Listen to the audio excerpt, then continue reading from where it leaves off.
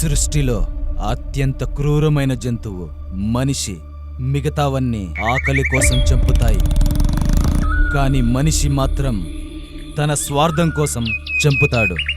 కానీ కొన్నిసార్లు నిస్సహాయుడి కన్నీటి చుక్క నిప్పు కణం లాంటిది ఎదుటి వారిని కాల్చి బూర్ద చేస్తుంది, వారి పునాదులను ఏర్ల నుండి కదిలిస్తుంది.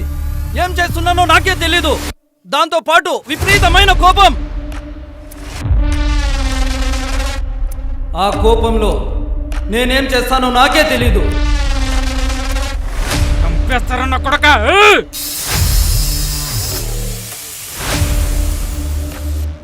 నిన్న మొన్న 3 అమ్మాయిలు కిడ్నాప్ అయ్యారు. ఈ రోజుకి వాళ్ళ ఆచూకీ దొరకలేదు. సరేగానే తర్వాత ఏమైంది?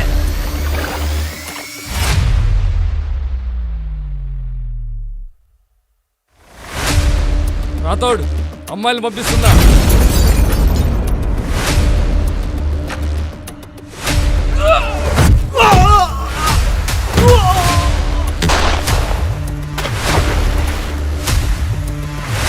సార్, నాకు మీ సహాయం కావాలి. నువ్వేం మాట్లాడుతున్నావు నీకు అర్థమవుతుందా? అక్కడ ఉండేది జితేంద్ర.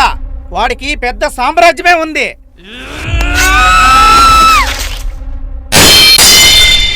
ఈ కేసుని నేనే కాదు కదా, ఎవ్వరూ డీల్ చేయలేరు. ఆ కోడకి సరిగ్గా ఎక్కడ పోయిందో కనపడడం లేదు.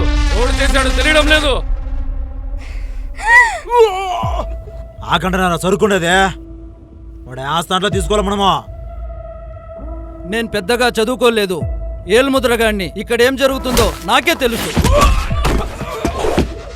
ఇక్కడ ఇంత జరుగుతున్నా పోలీసు వాళ్ళు పట్టించుకోలేదా?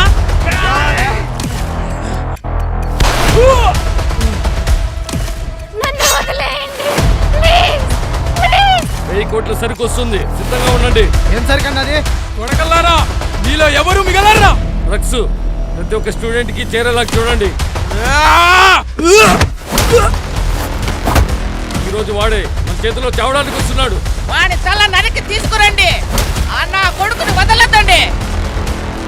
నా కొడుకుని నరికి పడేడ్రా. నేను వేసే ప్రతి అడుగు నీ మరణం వైపే వస్తున్నా.